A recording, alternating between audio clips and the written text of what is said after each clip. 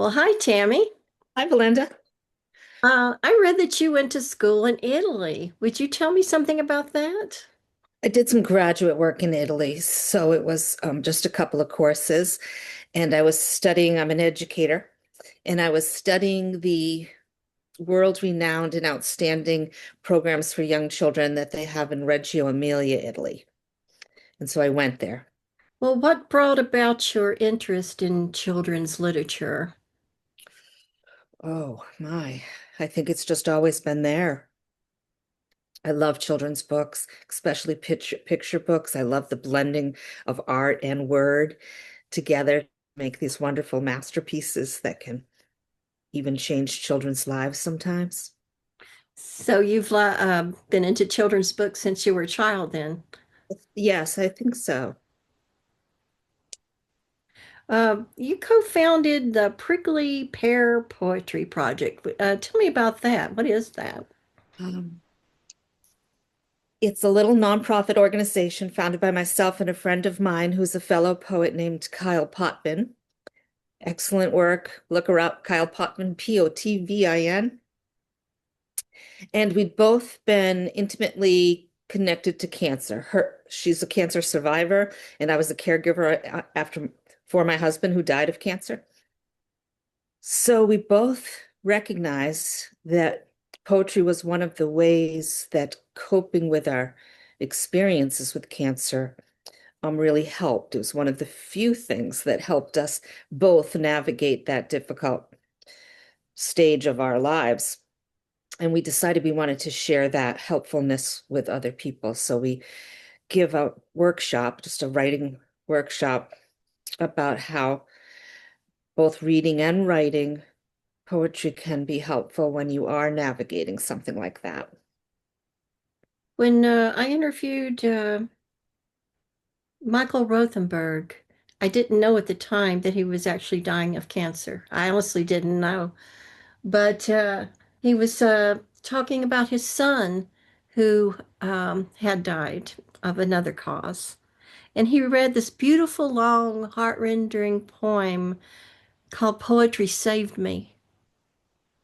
And it just got me in tears. It was so beautiful. It's true. We put ourselves so much into poetry. It can do a lot of healing. Well, you had a newspaper column for 10 years. I Well, did. so tell us about that. What did you write about?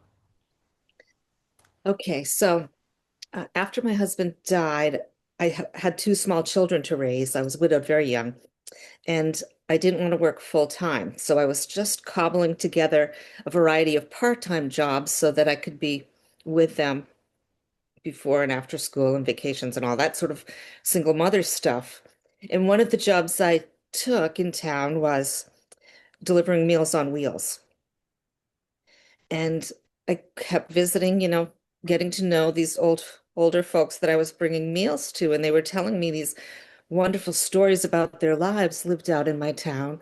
And I loved the stories. I loved listening to the stories, and I thought their stories were so valuable. And I kept thinking to myself, somebody should really be writing these down and sharing them. And then one day it finally occurred to me that I was the somebody who should be doing that.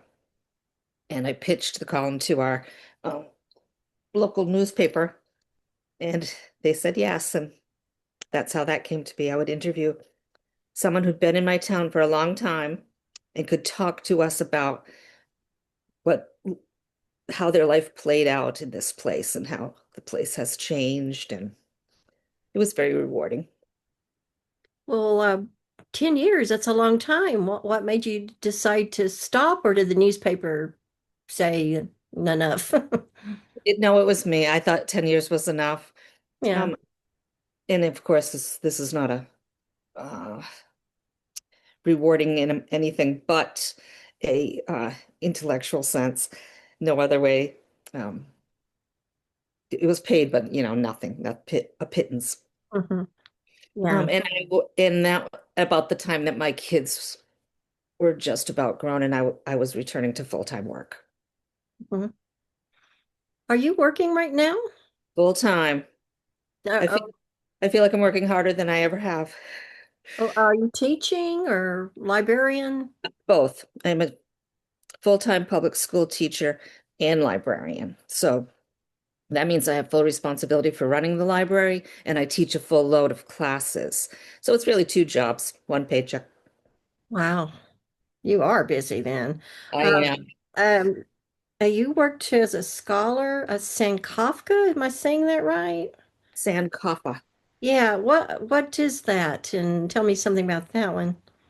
That is an honorary title that I was given by the Portsmouth Black Heritage Trail, which is a wonderful organization in Portsmouth, New Hampshire.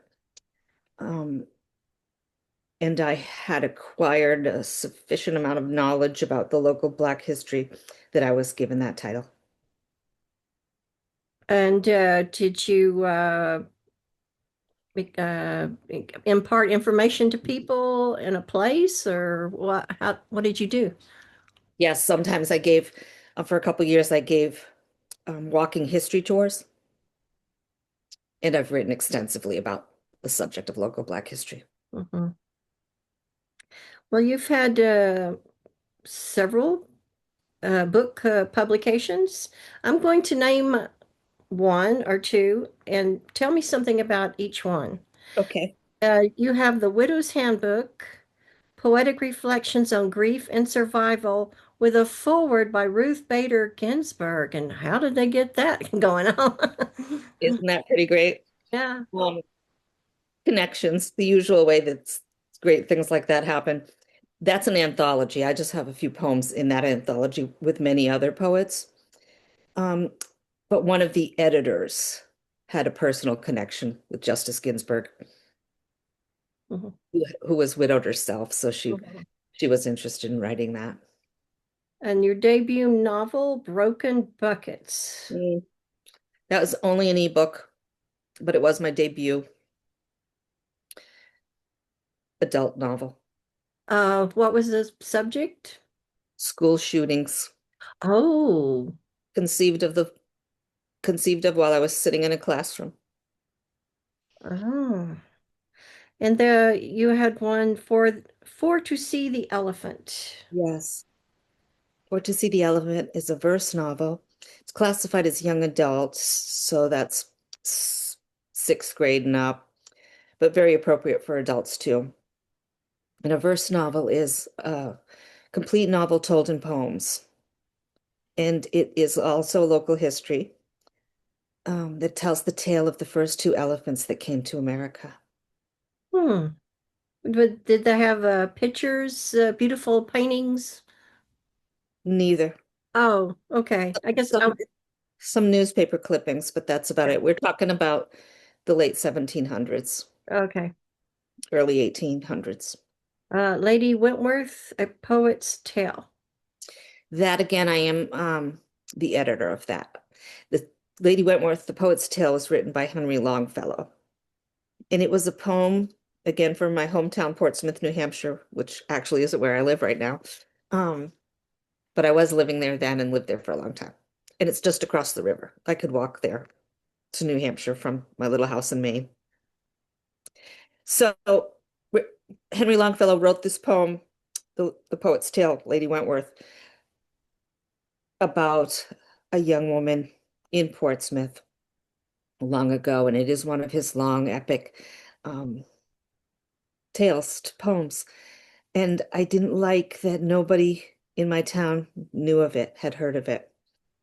So I wanted to re-release it and get some attention to it. And we had a wonderful local, very famous celebrity in Portsmouth who has since passed, named Bob Nilsson, who was a ambidextrous sketch artist. And I asked him to illustrate it, and he did. And we released that little book for Portsmouth.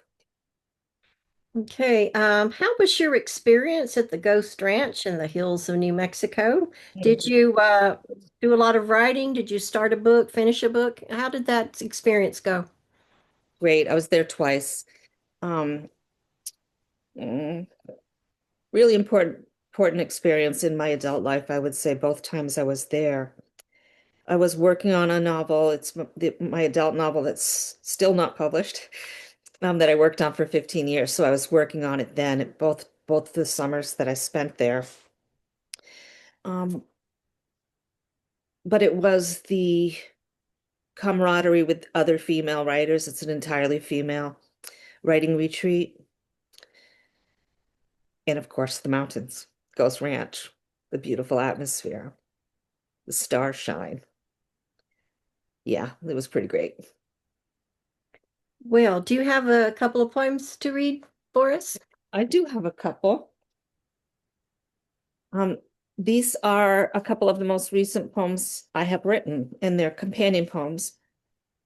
Last summer, I was fortunate enough to be chosen to attend a teacher training program at the World War II Museum in New Orleans. And of course, that's, a very moving experience. I encourage everyone to visit that museum. And while I was there, I learned about a journalist named Ernie Pyle, who I hadn't heard of before. Maybe um, you have. But he was a war correspondent in World War II, and he was really there on the front lines, and he was sending um, dispatches home to tell us what he was seeing and what was happening. And I read one of the dispatches that he wrote from Normandy Beach, and I was just so struck by the language and by his descriptions of what he saw that I saw a found poem in there right away. So I wrote this. It's a found poem from his work. I have not changed the meaning of anything he said. I have just chosen some phrases and arranged them in this poem. So it's called Normandy Beachhead, Saturday, June 17th, 1944.